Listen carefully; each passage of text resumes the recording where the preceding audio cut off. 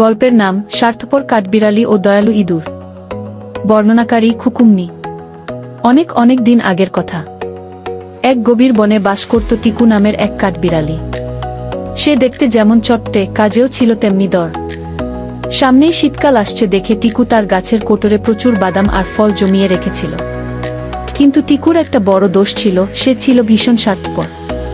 সে মনে করত তার খাবারগুলো শুধু তারই, কাউকে এক দানা দেওয়াও বোকামি। একদিন টিকুর গাছের নিচে এসে হাজির হলো ছোট্ট ইঁদুর চিন্টু। সে ক্ষুধায় একদম কাহিল হয়ে পড়েছিল। কাঁপতে কাঁপতে সে টিকুকে ডাক দিল, চিন্টু, টিকু ভাই, ও টিকু ভাই, বাড়িতে আছো? আমি দুদিন কিছু খাইনি, বড় খিদে পেয়েছে। তোমার জমানো খাবার থেকে কি আমাকে একটা বাদাম দেবে? দয়া করো ভাই। টিকু, যা যা, এখান থেকে যা। আমি কি তোর জন্য খাবার জমিয়েছি নাকি? এই খাবারগুলো জোগাড় করতে আমার কত কষ্ট হয়েছে জানিস?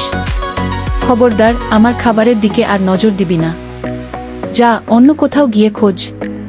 টিকুর এমন ব্যবহারে চিন্টু খুব কষ্ট পেল এবং খালি পেটে সেখান থেকে চলে গেল। কিন্তু প্রকৃতি বড় অদ্ভুত। ঠিক সেদিন বিকালেই আকাশ কালো করে প্রচণ্ড ঝড় শুরু হলো শিলাবৃষ্টি। সেই ঝড়ে টিকুর সাধের গাছের কোটরটা ভেঙে চুরমার হয়ে গেল। তার অনেক কষ্টের জমানো সব বাদাম বানের জলে ভেসে গেল। টিকু এখন ঘরছাড়া, পেটে তার প্রচণ্ড খিদে। সে বৃষ্টির মধ্যে কাঁপতে কাঁপতে আশ্রয়ের জন্য বনের এদিক ওদিক ছুটতে লাগল। কিন্তু কেউ তাকে আশ্রয় দিচ্ছিল না। ভিজেতে ভিজেতে টিকু হঠাৎ এসে পৌঁছাল একটি ছোট্ট গর্তের সামনে। সেটি ছিল সেই চিন্টু ইঁদুরের বাড়ি। টিকু খুব লজ্জা পাচ্ছিল, তাও জীবন বাঁচাতে সে ভয়ে ভয়ে ডাক দিল, টিকু, চিন্টু বন্ধু, তুমি কি ঘরে আছো? ঝড় আমার সব কেড়ে নিয়েছে। আমার থাকার জায়গা নেই, খাওয়ার কিছু নেই। আমি খুব বিপদে পড়েছি বন্ধু, আমাকে একটু সাহায্য করো। টিকুর কথা শুনে চিন্টু সাথে সাথে গর্তের ভেতর থেকে বেরিয়ে এল। টিকুকে ভেজা অবস্থায় দেখে সে বিন্দুমাত্র রাগ করল না।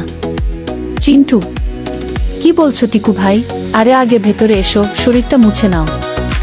এই নাও, এই বাদামগুলো খেয়ে নাও।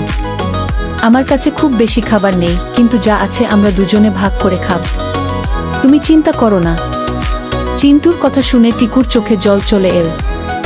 সে নিজের ভুল বুঝতে পেরে লজ্জিত হয়ে বলল, টিকু, আমাকে ক্ষমা করো বন্ধু।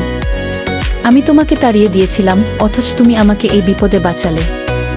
আজ থেকে আমি কথা দিচ্ছি, আমি আর কোনোদিন স্বার্থপরতা করব না। আমি বুঝতে পেরেছি একা সুখে থাকার মধ্যে কোনো আনন্দ নেই। সেই দিন থেকে টিকু আর চিন্টু হয়ে গেল গলার বন্ধু। প্রিয় দর্শক, এই গল্প থেকে আমরা শিখলাম, সম্পদ ভাগ করলে কখনো কমে না, বরং বিপদেই চেনা যায় আসল বন্ধুকে।